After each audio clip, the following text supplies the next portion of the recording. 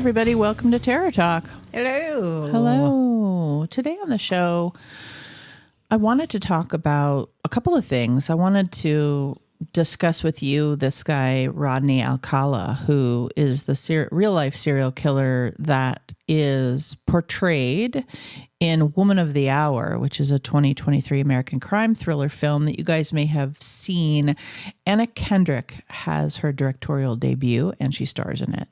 And so I wanted to check that out. I think it came up on Netflix like in October. And as soon as I saw it, I was like, oh, I got to watch that. It took me a little bit to get around to it, but then I did finally watch it, and it's really good. It's really good. Because she's the main character. And she's actually, this real life woman is a very minor piece of his overall story because she didn't end up becoming a victim of his. But they decided to write this story from her point of view, basically, this woman who wants to be an actress in LA and goes on the dating game and wins a date with what we would later find out is a serial killer, Rodney Alcala. And that's the vantage point of the movie. So it's it's a sliver, it's a slice. And so it was interesting, I thought. And it was so well acted. I think so too. And I was curious how they were going to do the movie around her character because I was like, when you read or watch the documentary that there was one done on him a while ago, like years ago, or he was like part of a documentary. She was such a small part of it, although, you know, victims tend to get minimized in these situations. But I really like what Anna Kendrick did with building him around her and then also giving her some humanity. Yeah, and Ian McDonald wrote this, and I love the way they wrote it because what you get to know, because trust me, it's not an easy movie to watch in the sense that like he does victimize women in this movie. Mm-hmm. And they do show a couple of his crimes over the vast numbers of crimes that he committed. They do show a few of them in this movie, and they're juxtaposing that, you know, him abducting and assaulting and killing women. They juxtapose that with the dating game moment in his story where he goes on the dating game. And for those of you who don't know, that was an old show back, and this was the 70s when this particular movie is taking place. It was an old show called The Dating Game, and they just had a regular bachelorette like myself on there, and there were 3 bachelors, and sometimes they would switch it where there was a bachelor and bachelorettes later or whatever. But kind of like those reality shows now where they're all living in a house and then they end up dating and getting a rose and dating someone. Yeah. It was like the 70s version of that. Which with like was, no background checks. With no background Clearly, because he had actually already been convicted of a crime by the time he was on the dating show. Spoiler. On the dating game, he's one of the 3 bachelors, and he's incredibly charming, and he wins the date. And what ends up happening is that she doesn't go on the date. She refuses to go on the date with with Rodney because she thought he was creepy. So her instincts, her intuition said, you know what? I'm not going to go anywhere with this guy, but thanks so much. Because she was really only doing it. The way the movie portrays it is that she was doing it for her acting career anyway. The date part of it wasn't really her dream. It was just she needed to get on television. She was like, I'm going to have to leave LA if I don't do something. Her agent's like, well, how about we put you on a dating show? She's like, oh God, is this all I've left? That's the 70s. Hey, these days they go on game shows. That's how you get your acting career going. You go on game shows as if you want to win these games, but it's really to have, you know, stuff for your reel. That's what the movie explicates, but they also show several of his victims. But I wanted to I guess I would recommend the movie, so we'll get the movie part out of the way. I would too. I love her directorial debut. I love this choice. I loved her performance. I loved the guy who played Rodney's performance. He was really good as well. Oh, he was great. Yeah. So everybody and the other women in this film were amazing. And there are scenes that are really difficult to watch. And I felt she did that really well. Anna did that really well. And I know that it premiered at the Toronto International Film Festival in 2023. And then now it's on Netflix. So go check it out. But let's talk more about Rodney. And this is definitely going to be the briefer version, but I know that Kathy will eventually want to chime in because Rodney was basically what you would call a serial sexual killer. Mm-hmm. So he would rape, beat, and kill his victims. He was born in San Antonio in the 1940s, and he actually died in prison in 2021 of natural causes. The criminal story that we know of started for him in 1968 when a Good Samaritan is parked in their car and sees another car following a little girl down the road who's walking home, we assume, is walking down the street. And this Good Samaritan says to themselves, this seems wrong. And starts to follow this car and ultimately follows them to a long way away, actually, and finally calls the police because follows this car a long way away, can see that it's a guy, the little girl's in the car, and the guy gets out of the car and brings this little girl into like an apartment complex or something. And the guy's like, the Good Samaritan's like, this does not seem right. So calls the police. Was afraid that the police weren't going to believe them, of course. Like, hello, this is weird, but can you come by? Because, who knows? Yeah. But they did. This young cop shows up at the door, knocks on the door. Rodney answers the door or says like through the door, hey, I'm just out of the shower. I need a minute. And the cop says, I'm going to give you 10 seconds and then I'm going to break this door down. And so he gives him 10 seconds and he breaks the door down. And what he finds inside is this 8-year-old girl in the kitchen on the floor covered in blood. Mm. And there are crime scene pictures that some of us are familiar with if you looked into this case at all. Her shoes over there and blood everywhere. And they're checking her out first. And they pretty much decide that she's dead because there's so much blood. It's obvious that she's been raped and there's no signs of life. So then they go and they move away from her because he's got his partner too that's now come in the house, and they go away from her, and Rodney has left out the back of the house. But while that's all happening, all of a sudden they hear like gasps and gurgles coming from the kitchen, and turns out she's not dead. Mm. Mm. So this little girl survives. And as far as like the last documentaries on this that I watched a few years ago, she was still alive and actually plays a part later. So he's in the wind. And what happens is they search the apartment. And in the apartment, they figure out that he's a UCLA student of photography. He's 25 years old. There's photographs everywhere of lots of people and photographic equipment everywhere. So they go to UCLA.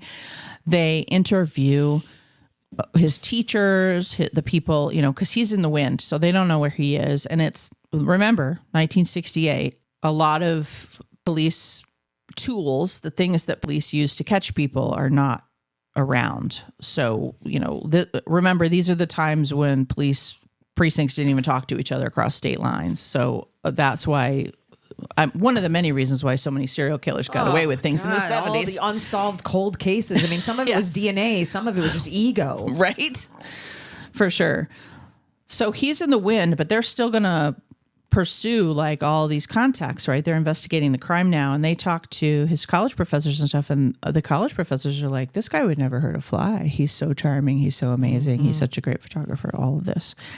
So that's our first clue to the fact that he's got that superficial charm and that he can charm his way into anyone's life or anything, any business, any school, all of that kind of stuff.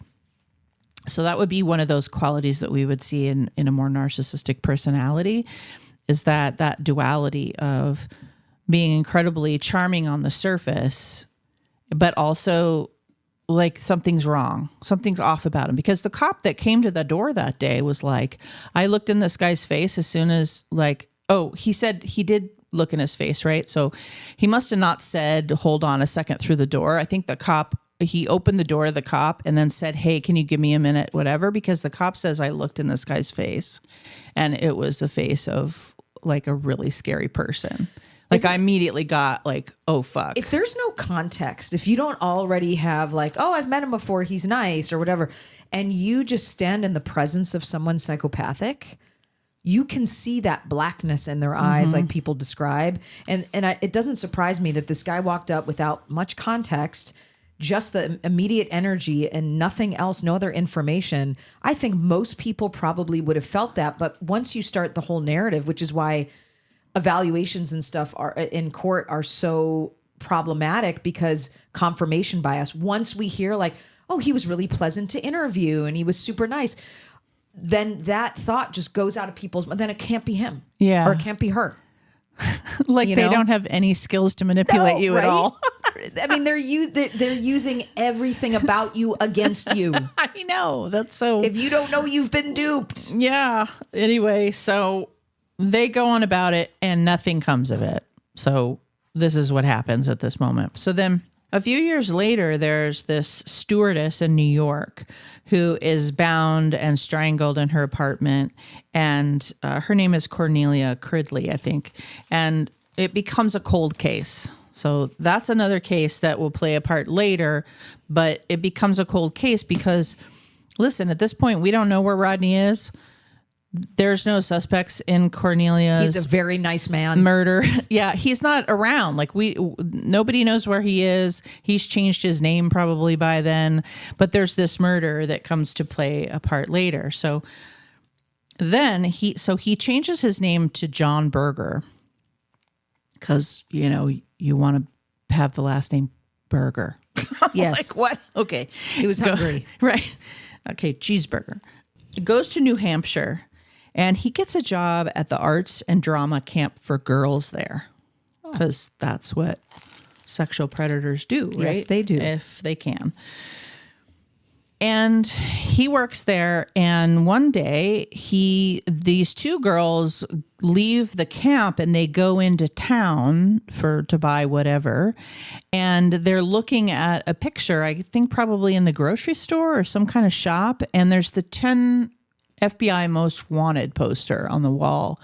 And they're like, that's John. Fuck. Can you imagine? Holy shit. So they actually call the police and he's arrested finally and charged and all of that. And they go through all of this system. And I won't go into all the dirty details of that, but he's arrested and charged and goes to jail and goes to trial. And they make a deal with him. So at this point, they actually know what he did to Tali Shapiro, who was the 8-year-old in that house. They know it's him. That's the murder they're seeking him for. Or not murder. That's the assault they're seeking him for. Okay. And they know that. And they make a deal with him. And he's given child molestation charges and registered on the sex offender list. And at that time in the 70s, it's like 1975 or something like that, they did sentencing. They did indefinite sentencing. So it was like 1 year to life. You're sentenced with 1 year to life. Okay. And we're just going to put it on the parole boards to do the rest. He serves 34 months. Oh my God. For that. He serves 34 months because he was only charged. They make a deal with him. Well, I mean, we love perpetrators. Mother of God.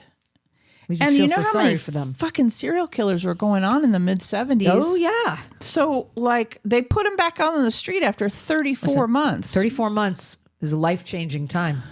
Like 2.5 years or whatever that is. My God, this guy was just sitting there waiting for his sentence to be over so he'd go back out and do whatever. Of course. And of course he was a model citizen. And of course everybody liked him. Yeah. So he got out on, made all sorts of friends with all the nice people there. Wow.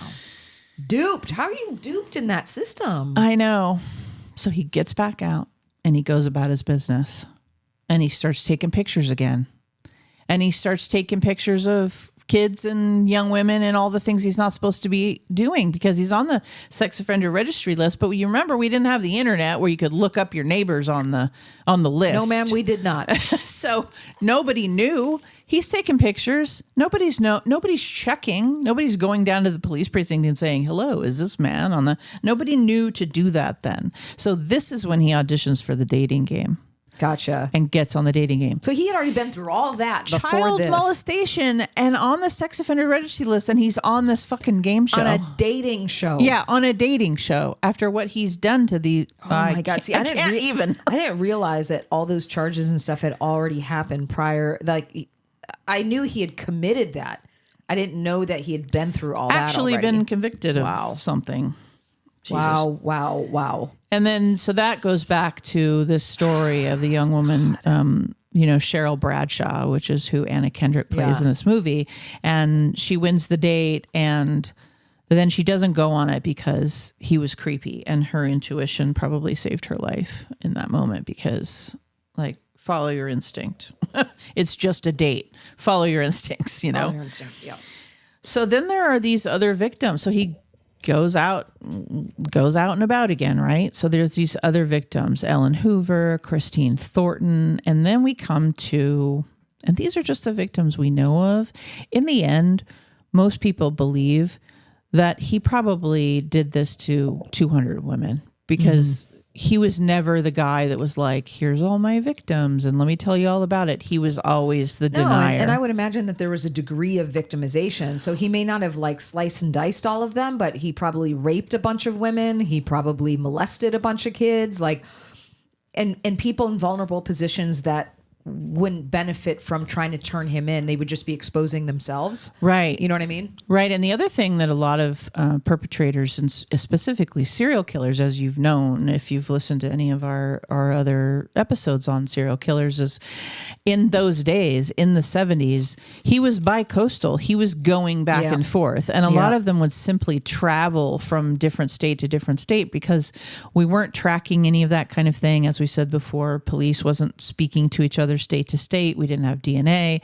We didn't have sort of national networks of police where they compared information. There was a ton of cold cases, and that's one of the many ways serial killers were allowed to be so prolific during that time. And so the Rodney's no exception. He was going back and forth from New York to California. His mom lived in California, and all of this. So there's these other victims, and then we come to 12-year-old Robin Samso, who is in California, in Orange County, and she's with her best friend, and they're at the beach or what have you, and a guy wants to take their picture. They get their pictures taken, and then her best friend stays at the beach, and at one point when they're taking the pictures, I guess, from what this best friend says is, somebody came up to them and sort of said, like, dude, go away or whatever. Like, this is creepy. And he just like ran away, this guy, John Berger, Rodney Alcala. And so they didn't know where he went, but the picture thing was over. Nobody was thinking about anything. Robin has to go to like a ballet class. And so her best friend says, well, don't walk home here, take my bike. And so she, Robin takes the bike, and that was the last time she was ever seen. I just want to say, and I know that you've brought this up a couple times, but to just really highlight this, and I've talked about this kind of risk assessment on other episodes, but what she did was she listened to her gut. And I think a lot of women... Oh, the dating game girl? Yeah. I think a lot of women are socialized to not trust themselves, and that we're supposed to be these coy, kind of passive, flattered, if I'm looking this through like a heteronormative lens, like a man, if he tells you it's okay, if he tells you it's safe, if he tells you he's helping you. And some men are very well intended. I'm not saying all men. I'm saying that this is more about women and women being sort of gaslighted out of trusting their gut. And Gavin DeBecker, who I've talked about in other episodes, he wrote a book called Gift of Fear, talks a lot about women listen to your flipping gut. And I think at that time, that was pretty remarkable that she did. She did. She's like, I'm not going on a date with this dude. And I Yeah. don't know how many women would have trusted themselves to make that. They would have felt like they were insulting the game, or maybe they would be hurting his feelings. Or she was like, fuck no. Yeah. And the way it's portrayed in the movie, of course, is that she suffers quite a bit to get out of it. Like, he really pressures her and she's really afraid and all that. And I don't know how much of that is this, movie or whatever. What I remember from the real story and reading the case is that she actually called the game. She wasn't followed in the parking lot and all that like they do in the game, but she did call the game and she said, I really don't want to do this. And they said, you don't have to if you don't want to. Great. Well, thank God. Yeah. It was a long time ago. But she did call and kind of warn, like, something's up. Yeah, this guy is not. And I don't that's want what, this. And that's what we were talking about before, where if you don't have the narrative of, oh, he's a nice college student, when you're in the presence of him, because she immediately was in the presence of him, once he walked from behind the curtain or whatever, and they were talking after the game show, because that's when you kind of decide whether or not you're actually going to go on the date with the person. She immediately, obviously, felt fear, probably, and didn't want to be a part of that, which, again, trust your gut. Because listen, like, even if your gut is inaccurate, let's say you have personal experiences that made an intuition not accurate about someone, so what? Right. Like, what's there to lose? It's also okay to not want to go simply because you don't want to go. Yeah, like, just say, no, thank you. Bar doesn't have to be that, it's like they don't need to be a serial killer for you to say no. These are low stakes. Like, this is obviously a situation where we're talking about a very big deal, where she very much saved her own life and she didn't even know it. But there are such little micro moments in all of our lives where, it doesn't matter if that person's a rapist and a serial killer for you to say no. Like you said, like, just say no. What's the harm? There's no harm to just say no, thank you. No. Right. Now, in this situation, he could have simply stalked her and abducted her and done it anyway, but he didn't. Yeah, that's right. I think because it was so public. That's exactly right. And he had all these other charges, and he needed to move states. That would have drawn so much attention. Yes. He's smart. Yeah. He's one of those organized. Folks that we talk about. He was quite a bit. patient. He was slow. He took his time. Right. And I think that made him very dangerous because he wasn't impulsive. So through all of this, he is actually arrested for Robin Samso's abduction, because we're just not sure what happened at that point in time. We just don't know. He's arrested. And so what happens too is, while he's in jail, because he's on their radar at this point, and he's in the area and he's on their radar, and his mom lives like nearby. And so he just becomes the perfect suspect for the police. And then they put him in jail, they arrest him. And then when you're in jail, your phone calls are recorded. I don't know if you know that or not, but now. And your interviews are often recorded. I think the only interviews they can't record are the ones with your lawyer. And they look through your mail and all that. Yeah. Yeah. So they recorded an interview, I think with, I can't remember, like a sister or a mother or somebody had come to visit him. And he basically said to them, there's a storage unit in Seattle that I need you to go to, and I need you to clean it out. Now, unbeknownst to him, they actually already knew about it, because they'd already searched his place and they'd found, I don't know, the address or the key, or I don't know what they found.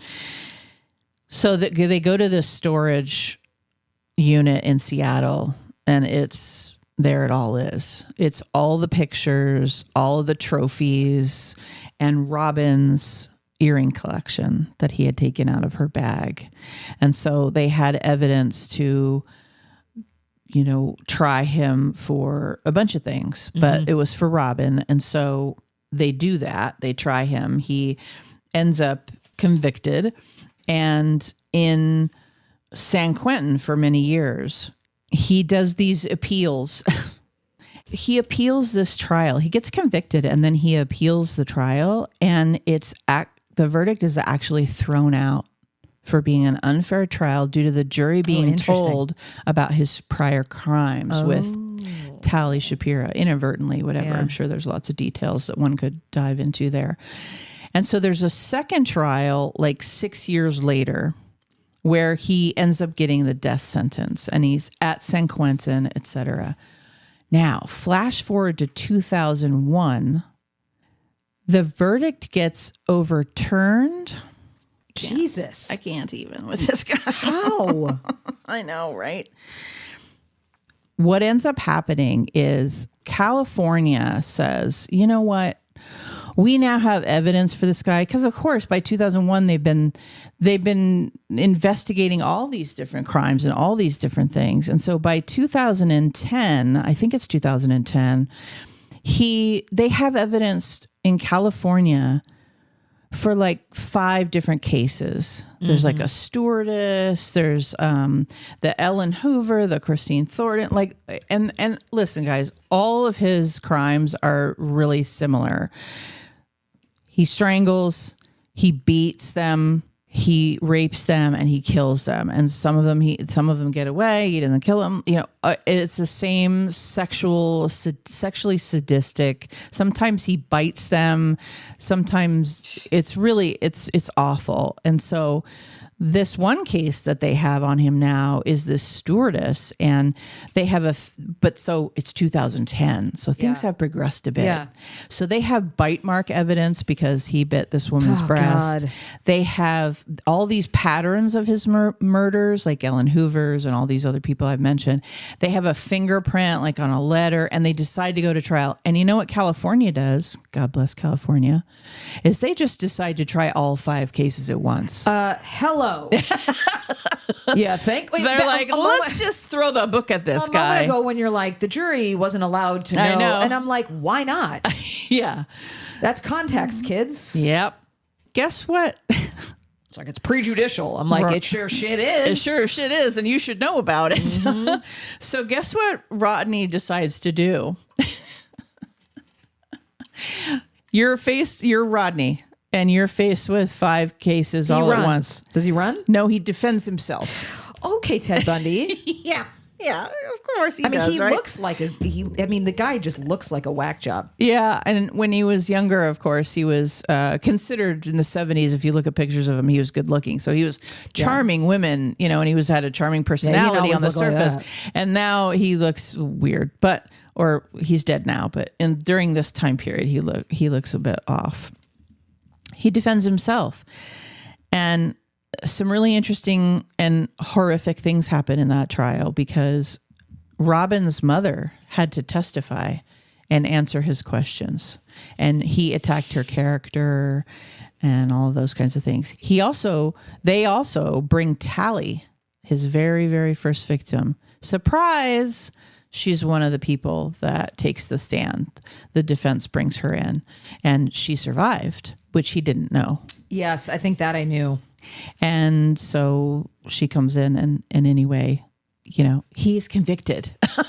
Let's just on death row, etc. All of our tax dollars just wasted. Fuck, my God. And so then 2 years later, in 2012, New York now wants to prosecute him. I mean, he's in jail. He's on death row, you know, forever, whatever. Now New York wants to prosecute him, and in a weird twist of events, he pleads guilty to those crimes. Like, he's never done that before. It's 2012. He usually appeals. He usually denies everything. And he pleads guilty to that. And he actually asks for clemency. There's this like statements online that you can watch him ask for clemency. And he's just such a fucked up weirdo by this time. Such a weirdo. Like, he's lost all his like surface charm, really. He's just weird the way he does everything. Like, that's all sort of behind him. Like, it's not working for me anymore. No, it's just not working. And then Wyoming decides to charge him. But what ends up happening is they decide not to, because he's life sentence after life sentence, death sentence, all that. They decide not to do it. But the one detective from the Wyoming case tells this story of how they take these pictures of this area, because what ends up happening is he's got so many hundreds of pictures of different women in this storage unit that part of the police just like falls out when you open the part of the police's job out of that storage unit over a couple of decades was to try to identify all these women, to try to find them all, to see if they were alive, see if they were dead, so sad. See if there were more cases to prosecute. And one of the things that happens is there's a lot of them they can't identify. So they put them in this, I think by now it's online and, there's all these pictures and somebody's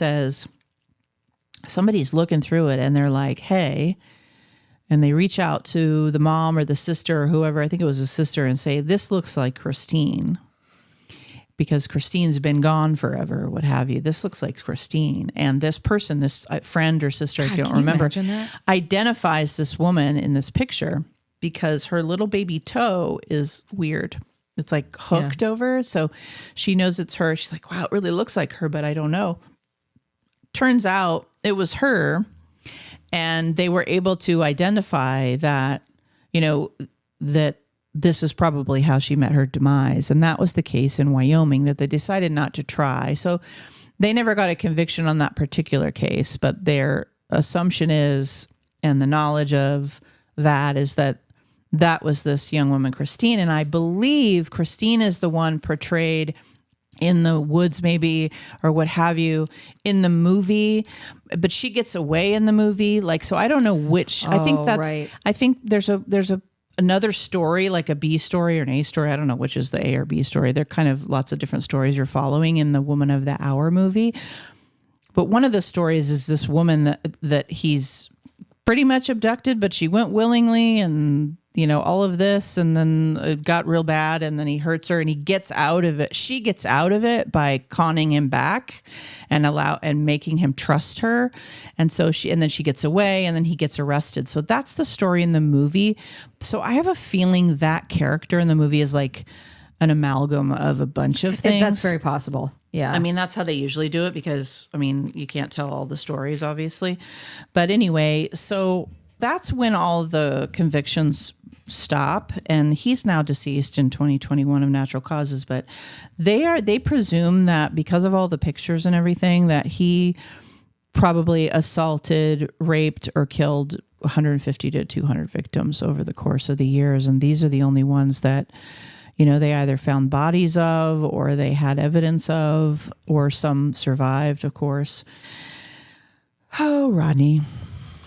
The movie is not as awful as all of that, but it is not a comfy, cozy movie. It is, a difficult subject matter, but I also think it's a woman-forward movie. It's a movie saying, hey, pay attention. Yeah, that's right. And I think that's what I appreciated about this take, because we have often, or nearly always, doesn't make sense, but nearly always have we focused on the perpetrator tends to be the more interesting part of the story. Mm-hmm. And I think that a way to find a healthy balance of true crime enthusiasts is to not forget that these victims were human beings, are human beings. And that was one of the, if you're a patron and you listen to, when I went to London, I did the Jack the Ripper tour, and it was a feminist way of doing it, which it focused on Jack, and it focused on where he killed and what he did, but it was really focused on each victim and their lives and how they were, framed to be sex workers and prostitute and all this stuff. And none of that was true. There was only one that was actually sex worker. But what do we do with victims is we dehumanize them. And I think that's where a lot of the true crime community has gotten a lot of shit. I think it's okay to be interested in true crime. And I don't think there's anything wrong with having documentaries and stories out there so people know it's history. But I do think that in some ways it's bastardized the personal experiences of folks who have victims in their families, and then they watch these films and they're like, wow, we're just sensationalizing these motherfuckers. Yeah, I think if you're the victim being portrayed in the movie, or it's your family, your loved one, I can understand that. I don't have a felt sense of that because that's not my human experience. Neither do I. But I can have empathy for that and understand that. And I can also sit in a place of knowing that one of the reasons why we go into psychology as professionals is because we want to understand the people puzzle. And a lot of times it's coming out of our own trauma. It's coming out of our own curiosities. And a lot of our, niches in this world are because we've healed ourselves from something and now we want to help others with that. So I do think that the interest in true crime, although joked about in memes and talked about in a lot of different ways and can be victim blaming and all of that, obviously that's not our intention, No. but ours is more about wanting to help everyone who listens understand the psychology behind how these people operate so that we can all be more informed and more protective of ourselves.